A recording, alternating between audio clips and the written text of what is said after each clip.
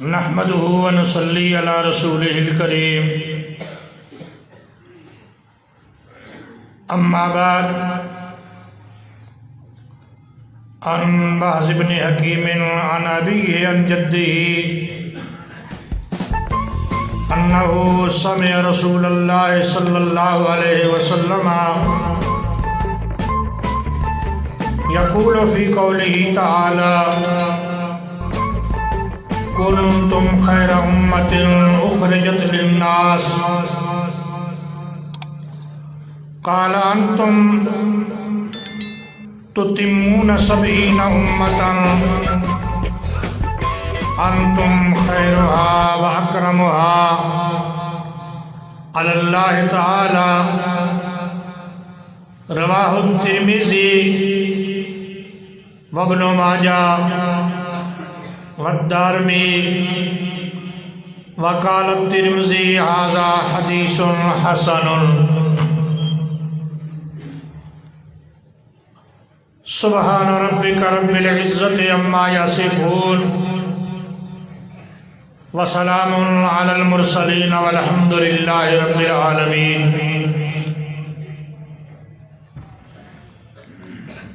آج بحمد اللہ میرے برادر مرحوم حضرت مولانا خلیل الرحمن صاحب رحمت اللہ تعالی علیہ، ان کا لگایا ہوا یہ باغیچہ آج اس میں حدیث کی کتاب مشکات شریف کی اختتامی تقریب ہے، اور آخری حدیث کا ترجمہ کرنے کے لیے مجھ جیسے نالین اور ناچیز کو حضرت مولانا قاری محمد سلیمان صاحب اور قاری جلیل الرحمن صاحب، ان دونوں بزرگوں نے حکم دیا، میں حاضر ہو گیا. میں اپنے آپ کو اس بات کا اہل تو نہیں سمجھتا، لیکن چونکہ انہوں نے حسن ظن کیا ہے تو ان بزرگوں کی خدمت میں اور باقی علماء کرام کی خدمت میں گزارش ہے کہ وہ میرے لیے دعا فرمائے تاکہ اللہ جل جلالہ اپنے فضل و کرم سے مجھے صحیح بیان کرنے کی توفیق عطا فرمائے. آمین.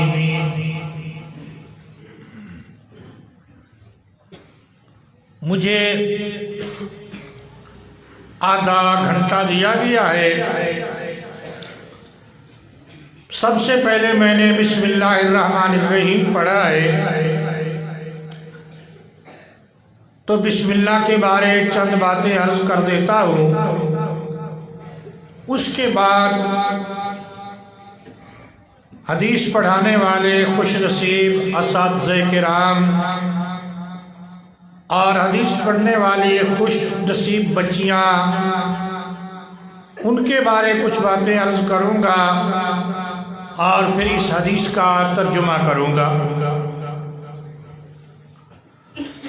بسم اللہ الرحمن الرحیم. قرآن مجید کی یہ ایک آیت ہے، اور یہ ایسی آیت ہے جس کو قرآن کریم میں بار بار دہرایا گیا ہے. آیت صرف ایک ہے اور بار بار اسے دہرایا گیا ہے. قرآن مجید کی ہر سورت کی پیشانی پر بسم اللہ الرحمن الرحیم کی خوبصورت مہر لگی ہوئی ہے. گویا یہ بسم اللہ ایک سرکاری نشان ہے. جس خیر کے کام پر یہ سرکاری نشان لگ جاتا ہے، دنیا کا سرکاری نشان نہیں، اللہ کی سرکار کا یہ سرکاری نشان ہے، اور جس کی ابتدا میں یہ نشان لگ جاتا ہے اس میں برکتیں ہی برکتیں ہوتی ہے. اسی لیے آپ صلی اللہ علیہ وسلم نے فرمایا ہر اچھا کام کرنے کے شروع میں بسم اللہ پڑھا جائے. کھانا کھانے کے شروع میں، پانی پینے کے شروع میں، کوئی چیز لکھنے کے شروع میں، پڑھنے کے شروع میں آپ اپنی اولاد کو، بچوں اور بچیوں کو سمجھائیں، گھروں میں ان کی عادت ڈالیں، بیٹا دائیں ہاتھ میں گلاس پکڑو اور بسم اللہ الرحمن الرحیم پڑھو اور پانی پیو. بیٹا دائیں ہاتھ سے لقمہ توڑو اور بسم اللہ پڑھو اور منہ میں ڈالو. اللہ جل جلالہ برکات ہی برکات نازل فرمائے گا، بڑی برکتیں پیدا فرمائے گا. وقت نہیں ہے، میں تفصیل نہیں کرنا چاہتا. تو بسم اللہ ہر اچھے کام کے شروع میں پڑھنے کا حکم دیا گیا ہے اور اس کی بڑی برکات ہے. تفسیر کبیر میں امام رازی رحمۃ اللہ تعالی علیہ نے ایک حکایت لکھی ہے کہ قیصر روم کے بادشاہ نے امیر المومنین حضرت عمر بن خطاب رضی اللہ تعالی عنہ کو خط لکھا کہ میرے سر میں ہمیشہ درد رہتا ہے، بڑے علاج کیے آرام نہیں آتا، آپ کسی حکیم سے کوئی دوا لے کر میری طرف روانہ کریں. یہ روم کے بادشاہ قیصر روم نے خط لکھا. امیر المومنین حضرت عمر فاروق رضی اللہ تعالی عنہ نے قیصر روم کو ایک ٹوپی بھیج دی کہ آپ یہ ٹوپی پہن لیا کریں.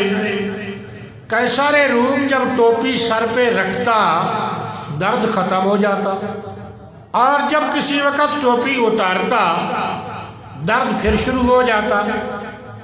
روم کا بادشاہ بڑا حیران ہوا، کیا ماجرا ہے، کیا معاملہ ہے؟ ٹوپی سر پہ رکھتا ہوں درد ختم ہو جاتا ہے، اتارتا ہوں پھر درد شروع ہو جاتا ہے. اس کو جستجو ہوئی، معلوم نہ ہو سکا. آخر کار اس نے ٹوپی کو کھول دیا. جب ٹوپی کو کھولا اندر سے کاغذ کا ایک ٹکڑا نکلا جس پہ لکھا ہوا تھا بسم اللہ الرحمن الرحیم. کیا لکھا ہوا تھا؟ بسم اللہ الرحمن الرحیم. امیر المومنین حضرت عمر بن خطاب رضی اللہ تعالیٰ عنہ نے یہ ٹوپی بھیجی تھی. تو مسلمانوں بسم اللہ میں بڑی برکات ہے، اور بھی اس کے بارے بہت باتیں تفسیر کبیر میں لکھی ہوئی ہے. وقت تھوڑا ہے، میں نے ایک ہی بات ذکر کر کے اشارہ کر دیا ہے. اور بسم اللہ میں اللہ کے 99 ناموں میں سے 3 ناموں کا ذکر ہے. بسم اللہ میں اللہ آ گیا، الرحمن میں رحمان آ گیا، الرحیم میں رحیم آ گیا. یہ 3 نام ہیں. اللہ لفظ اللہ جل جلالہ کا علم ذاتی ہے، ذاتی نام ہے باری تعالیٰ کا. اور اس کا معنی مفہوم جو بنتا ہے، اس کا جو مفہوم بنتا ہے وہ ہے مشکل کشا، حاجت روا، سیب وے. نام کا بڑا امام گزرا ہے، اس نے اللہ کا معنی کیا ہے، معنی اللہ گفت سیبا وے یولہونا فی ہوائجہم لدے. سیب وے نے اللہ کا معنی کیا ہے، اللہ اس کو کہتے ہیں اپنی حاجات ضروریات میں لوگ جس کے سامنے گڑ گڑائے، جس کے سامنے زاریاں کرے، جس کے سامنے عاجزیاں کرے، اسے اللہ کہتے ہیں. تو لا الہ الا اللہ، اور یہی اسم اعظم ہے. لفظ اللہ یہی اسم اعظم ہے، اور اس میں بڑی قوت ہے. لفظ اللہ میں تفسیر مدارک میں لکھا ہوا ہے اس وقت تک قیامت نہیں آئے گی جب تک ایک آدمی بھی اللہ کہنے والا دنیا میں موجود ہوگا۔ قیامت تب آئے گی حتی لا یقال فی الارض اللہ، اللہ کہنے والا کوئی نہیں رہے گا، اس وقت قیامت آئے گی۔ اور الرحمن الرحیم دونوں میں مبالغے والا معنی ہے، بہت بڑا مہربان، انتہائی رحم کرنے والا۔ رحمان میں اللہ کی رحمت عامہ کا ذکر ہے، دنیا کے اعتبار سے اللہ رحمان ہے، دنیا میں اللہ کی رحمت عام ہے، مسلمانوں پر بھی کافروں پر بھی۔ اللہ نے مسلمانوں کو بھی وجود دیا، کافروں کو بھی دیا، مسلمانوں کو صحت دی، کافروں کو صحت دیا، مسلمانوں کو رزق دیا، کافروں کو بھی رزق دیا۔ یہ ساری چیزیں اللہ کی رحمت ہے، تو دنیا میں اللہ کی رحمت عام ہے، مسلمانوں پر بھی اور کافروں پر بھی۔ اور الرحیم اس کا تعلق رحمت خاصہ سے ہے، جس کا ظہور قیامت میں ہوگا۔ قیامت میں اللہ کی رحمت صرف ایمان والوں پر ہوگی، کافر لوگ قہر خداوندی میں ہوں گے، جہنم میں ہوں گے۔ تو اس لیے پہلی گزارش میری آپ کی خدمت میں یہ ہے، آپ ایک دینی مدرسہ میں بیٹھے ہیں، آپ نے ہر اچھے کام کے شروع میں بسم اللہ پڑھنا ہے، اولاد کی تربیت کرنی ہے، بچوں کو سمجھانا ہے۔ ارادہ کر لو، ارادہ کیا ہے نا کسی سے، بچوں کو سمجھانا ہے، جیسے موبائل دیا یہ بھی سمجھانا ہے۔ تو ہر کام کے شروع میں کھانا کھائیں، کپڑا پہنے، تنگی کرے، جو کام بھی کرے اس کام کے شروع میں انہیں بسم اللہ کی عادت ڈال دو گے، ان کے دل میں ایمان راسخ ہو جائے گا۔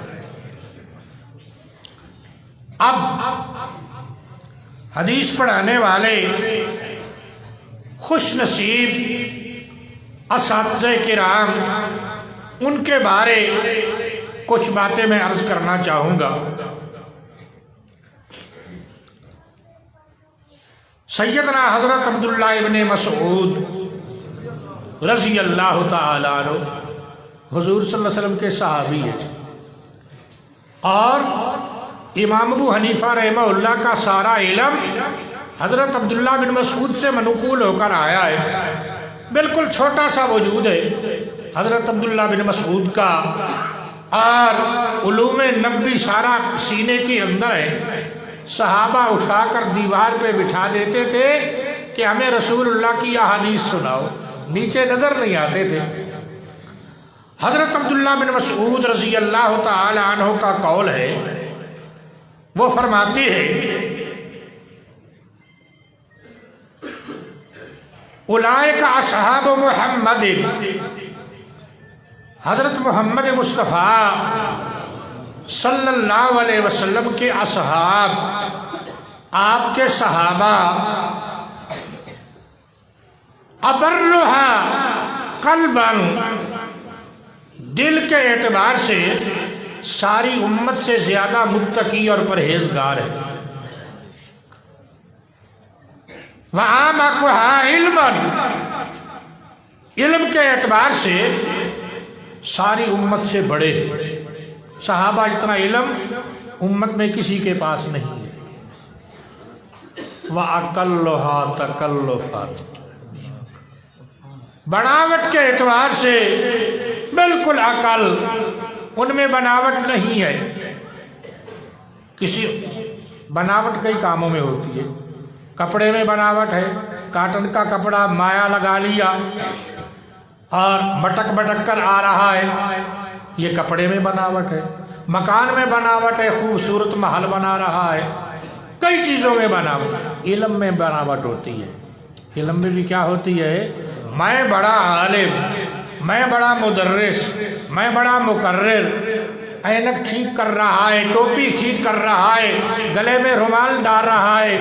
میں اکثر کہتا ہوں یہ اینک ٹوپی والا سرخی پاؤڈر والا خطیب ہے، یہ اینک ٹوپی والا سرخی پاؤڈر والا خطیب ہے، صرف سرخی پاؤڈر دکھا رہا ہے، اینک ٹوپی دکھا رہا ہے۔ صحابہ ان میں تکلف نہیں تھا، کس میں تکلف نہیں تھا؟ علم میں۔ علم میں بناوٹ نہیں تھی. خدا کی قسم کسی صحابی سے کوئی مسئلہ پوچھا جاتا معلوم ہوتا تو بتا دیتے, ورنہ صاف کہتے مجھے علم نہیں ہے, فلاں صحابی سے پوچھو. اور پھر کہتے ان سے پوچھ کر مجھے بھی بتانا انہوں نے کیا بتایا ہے. یہ اب مجھ سے کوئی پوچھے مجھے آئے یا نہ آئے, آئے بائیں شے کر کے میں بات کہہ ہی دیتا ہوں کہ لوگ کیا کہیں گے, اس کو مسئلہ نہیں آتا. یہ غرور ہے. یہ کیا ہے؟ صحابہ میں تکلف نہیں تھا. تو حضرت عبداللہ بن مسعود نے فرمایا حضور کے صحابہ, آپ کے اصحاب تقوی میں با کمال, علم میں با کمال, تکلف سے بالکل خالی. اختارہم اللہ لصحبت نبیہ ولإقامت دینہ, اللہ نے ان کو چنا تھا. الیکشن ہوتا ہے, انتخاب ہوتا ہے, چناؤ ہوتا ہے, ہم چنتے. صحابہ کو کس نے چنا تھا؟ کس نے چنا تھا؟ اختارہم اللہ, اللہ نے ان کو چنا تھا. حکومت کے لیے چنا تھا. اختارہم اللہ, اللہ نے ان کو چنا تھا لصحبت نبیہ ولإقامت دینہ, نبی کی صحبت کے لیے, دین کی اشاعت کے لیے. اب میری طرف دیکھیں, ان کو چنا تھا دین کی اشاعت کے لیے صحابہ کو. آخری جملے پہ میں آ گیا ہوں, یعنی اس روایت میں ان کو چنا تھا نبی کی صحبت کے لیے اور دین کی اشاعت کے لیے. وہ کیسے؟ صحابہ حضور کی محفل میں بیٹھ کر آپ کی مبارک زبان سے احادیث کے موتی سنتے تھے, آگے لوگوں کو پہنچاتے تھے. اس طرح انہوں نے کیا. یہ کام اللہ جل جلالہ نے حدیث پڑھانے والے خوش نصیب اساتذہ کو عطا فرمایا ہے, وہ بھی رسول اللہ کی احادیث لوگوں تک پہنچا رہے ہیں. تو حدیث پڑھانے والا استاذ کتنا بڑا خوش نصیب ہے. معاشرہ اس کو عزت دے یا نہیں دے, چٹائی پہ بیٹھا ہے, معمولی سے مدرسے میں بیٹھا ہے, معمولی سے کپڑے حدیث پڑھا رہا ہے, اس کو اللہ نے چنا ہے پیغمبر کی حدیث کی تعلیم کے لیے. اور محدثین حضرات کو امام الانبیاء محبوب خدا حضرت محمد مصطفیٰ صلی اللہ علیہ وسلم نے ایک ڈگری عطا فرمائی ہے. آج کل ڈگریوں کا دور ہے. ایک ڈگری عطا فرمائی ہے. کون سی ڈگری؟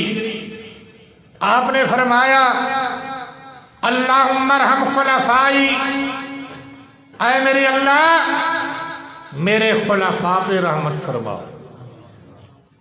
یا اللہ میرے خلفاء پہ.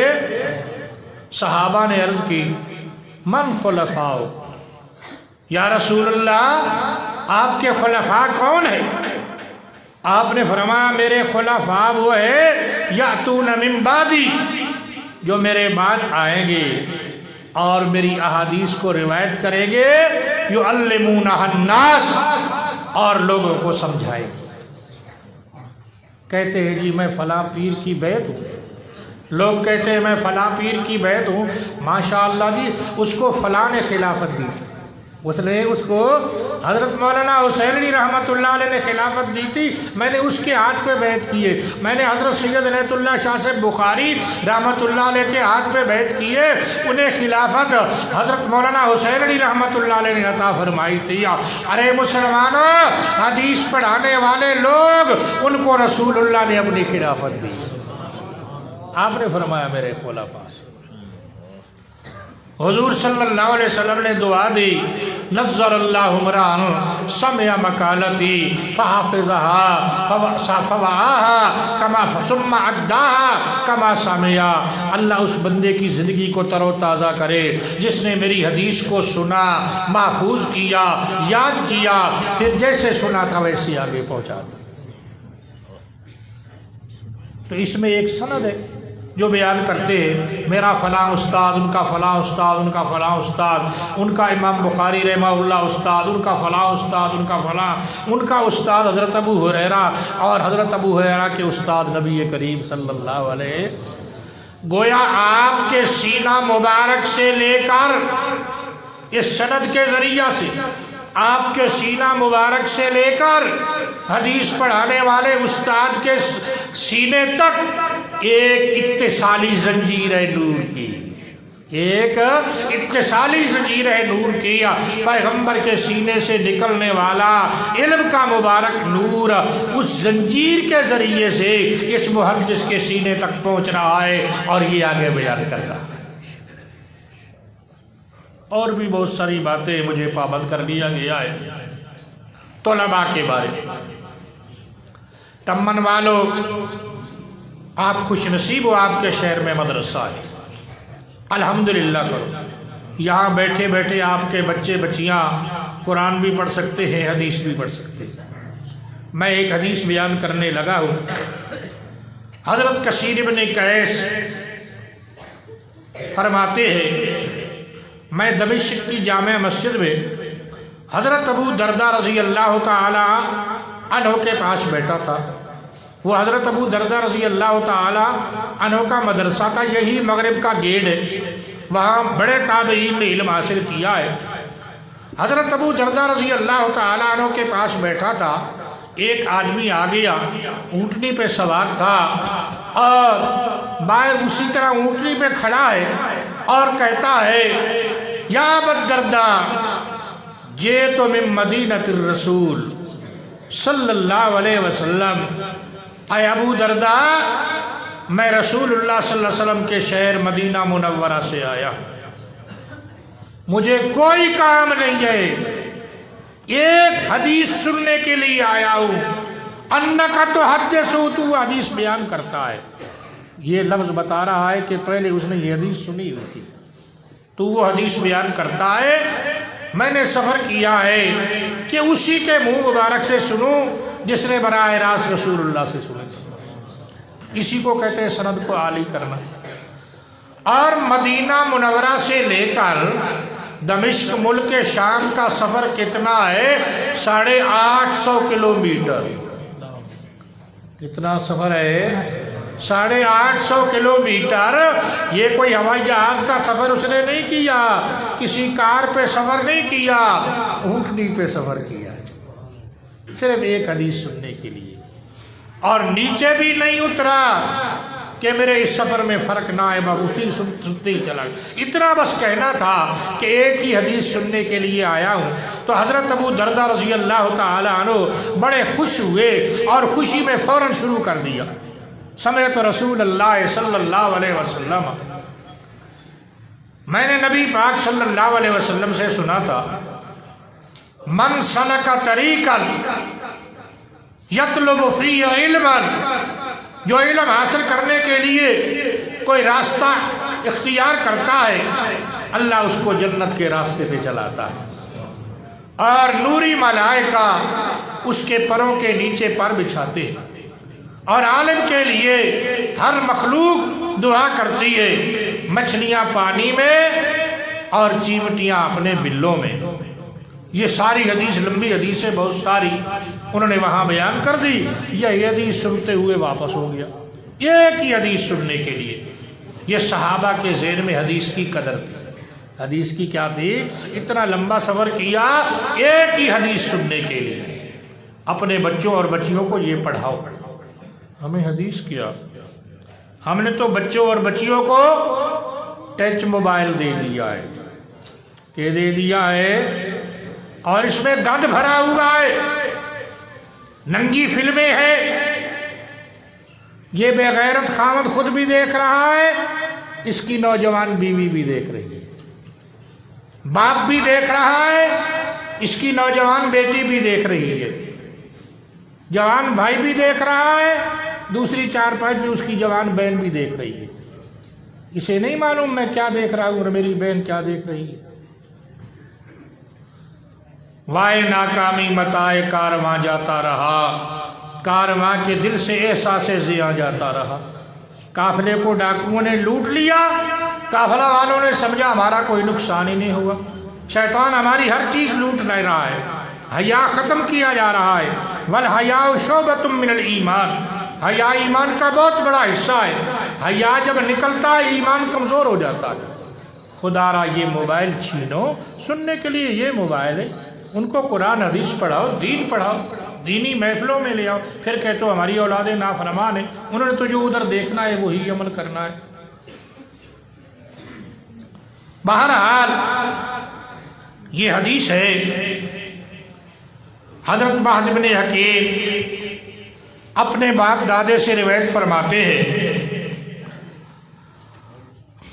अन्नहु समिअ रसूलुल्लाह सल्लल्लाहु अलैहि वसल्लम, कि उन्होंने नबी करीम सल्लल्लाहु अलैहि वसल्लम से सुना, यक़ूलु फ़ी क़ौलिही ताला, नबी पाक सल्लल्लाहु अलैहि वसल्लम अल्लाह ताला के फरमान कुंतुम खैरा उम्मतिन की तफसीर फरमा रहे थे। कुंतुम खैरा उम्मतिन कुरान मजीद की आयत है, कुंतुम खैरा उम्मतिन, तुम बेहतरीन उम्मत हो, तुम बेहतरीन उम्मत हो। आप सल्लल्लाहु अलैहि वसल्लम इस आयत की तफसीर फरमा रहे थे तो फरमाते हैं, मैं नबी पाक सल्लल्लाहु अलैहि वसल्लम से इसकी तफसीर करते हुए आप सल्लल्लाहु अलैहि वसल्लम से सुना कि तुम बेहतरीन उम्मत हो, उखरिजत लिन्नास, कि ये उम्मत निकाली गई है लोगों के लिए, यदि लोगों की नफ़ा रसानी के लिए, लोगों की नफ़ा रसानी दोनों है, दीनी नफ़ा रसानी, दुनियावी नफ़ा रसानी। दीनी नफ़ा रसानी उनको दीन समझाना, अमर बिल मारूफ नही अनिल मुनकर करना, नेकी का हुक्म देना, बुरे कामों से रोकना। मारूफ नेकी में तौहीद से लेकर मिसवाक करने तक ये सब मारूफ है, और मुनकर में शिरक से लेकर मामूली जैसा गुनाह ये सब मुनकर में दाखिल है। हर नेकी का हुक्म देना, अल्लाह की तौहीद सुनाना, अमाल सालिह की तरगीब देना, तुम इस काम के लिए मुतअय्यन किए गए हो। लोगों की नफ़ा रसानी ये दीनी नफ़ा है, दुनियावी नफ़ा हर एक की खैर खाई करना। हमारा क्या काम है?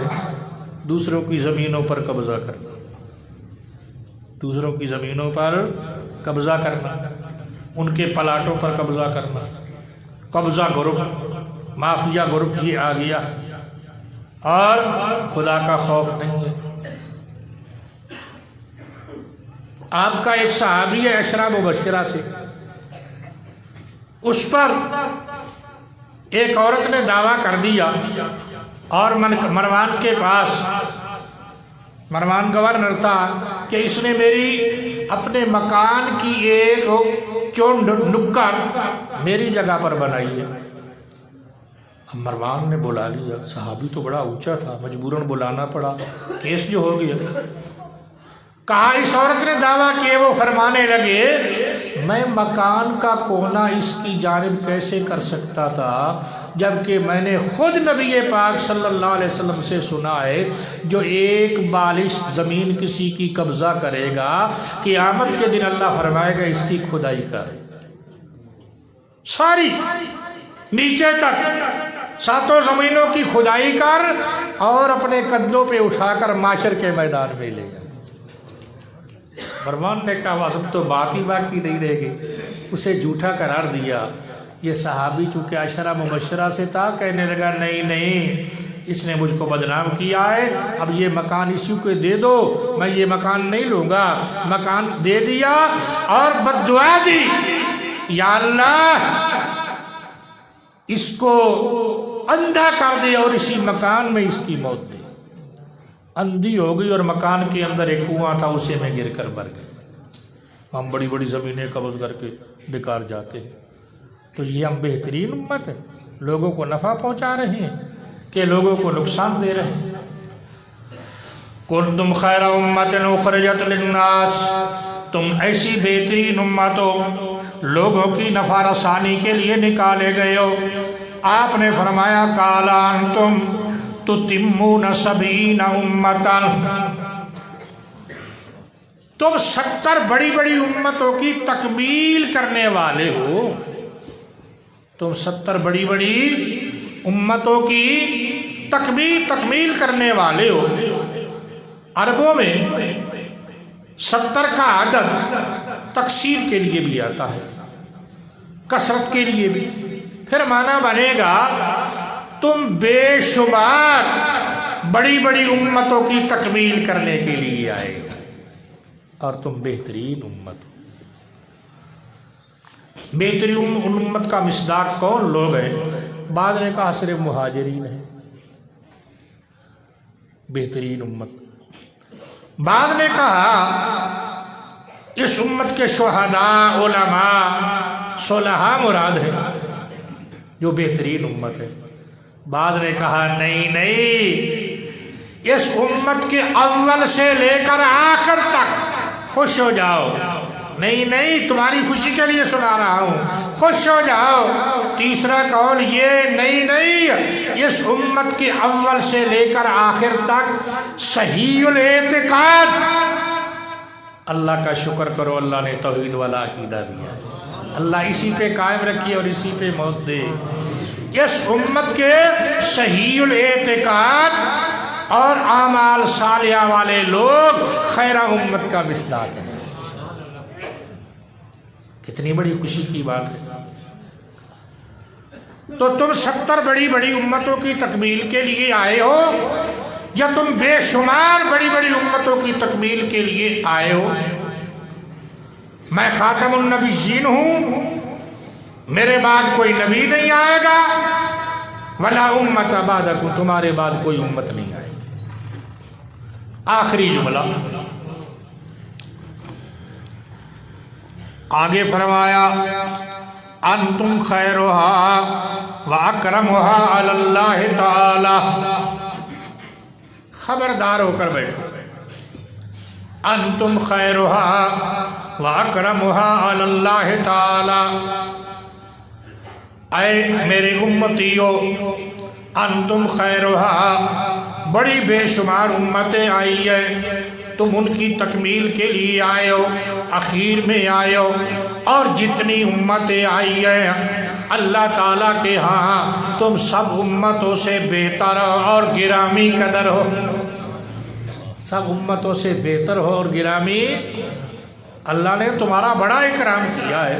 اسی کی تفصیل کرے چھوٹے چھوٹے عمل اس امت کے اسی باب میں آیا ہے کہ تمہاری اور پہلی امتوں کی مثال، ایک آدمی مزدور رکھتا ہے، صبح سے لے کر زور تک تو نے کام کرنا ہے، 1 روپیہ ملے گا، تو نے زور سے عصر تک کام کرنا ہے، 1 روپیہ ملے گا، تو نے عصر سے لے کر مغرب تک کرنا ہے، تمہیں 2 روپے ملے گے۔ پہلی مثال یہود کی، ان کی عمر لمبی اور ثواب اکیلا۔ دوسری مثال نصارہ کی، یہ عصر سے لے کر مغرب تک، یہ مثال ہے اس امت کی کہ تمہیں وقت تھوڑا دیا گیا ہے لیکن ثواب تمہیں دگنا ملے گا۔ تو یہود و نصارہ قیامت میں کہیں گے یا اللہ یہ کیا ہے، انہیں دگنا اجر اور ہمیں اکیلا۔ اللہ فرمائے گا تمہاری مزدوری سے میں نے کوئی کمی کی ہے؟ وہ کہیں گے نہیں، کبھی تو نہیں کی۔ تو اللہ فرمایا پھر یہ میرا فضل ہے، میں جس کو چاہوں دے دوں، میں جس کو چاہوں۔ تو یہ اکرم امت ہے، افضل امت ہے۔ کیسے؟ بس آخر پہ آ گیا ہوں۔ جتنے لوگوں نے جنت میں جانا ہے اللہ مجھے آپ کو جنت میں لے جائے۔ مسجد جنت کا باغیچہ ہے، مسجد کیا ہے؟ مسجد میں بیٹھے ہیں، اللہ مجھے اور آپ سب کو جنت میں لے جائے۔ جتنے لوگوں نے جنت میں جانا ہے، حضرت آدم علیہ السلام سے لے کر آخری آنے والے انسان تک جتنے لوگوں میں جنت میں جانا ہے، اللہ سب کو 120 صفوں میں کھڑا کرے گا۔ کتنی صفوں میں؟ اہل جنت کی کتنی صفیں ہوں گی؟ 120 صفوں میں سے 80 صف حضور کی امت کی ہوگی، 40 صفیں باقی 1 لاکھ سے زائد انبیاء کی امتوں کی، ان سے 2 اس سے زیادہ جانا ہے۔ تو یہ اکرم امت ہے، اللہ کے ہاں بڑی پیاری امت ہے۔ ہم جس امت میں ہیں اللہ ہمیں صحیح عقیدہ صحیح ایمان نصیب فرمائے۔ حدیث کا ترجمہ میں نے کر دیا، مدرسے کی نسبت سے ایک بات کہہ دو، باقی کام تو مکمل ہو گیا ہے۔ قرآن مجید کی 3 سورتیں ہیں، سورہ الصف، سورہ جمعہ اور سورہ منافقون، یہی ترتیب ہے نا؟ یہ 3 صورتیں ہیں، تینوں صورتوں کا خلاصہ میں آپ کے سامنے بیان کرنے لگا ہوں۔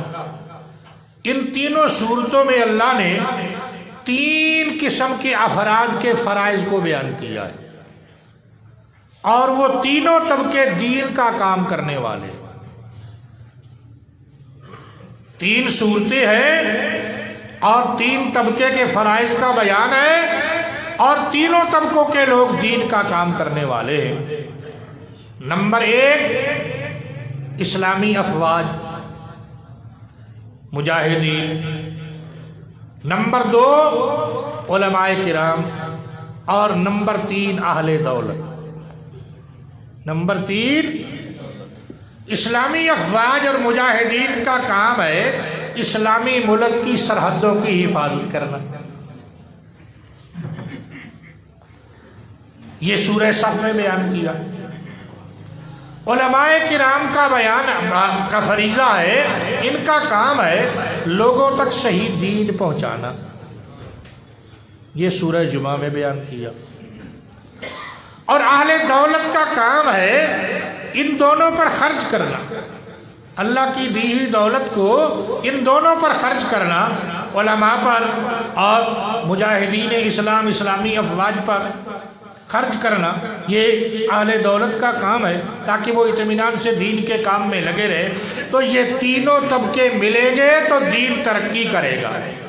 الحمدللہ آپ کے شہر میں یہ مدرسہ ہے، اس حوالے سے میں نے یہ بات کی ہے۔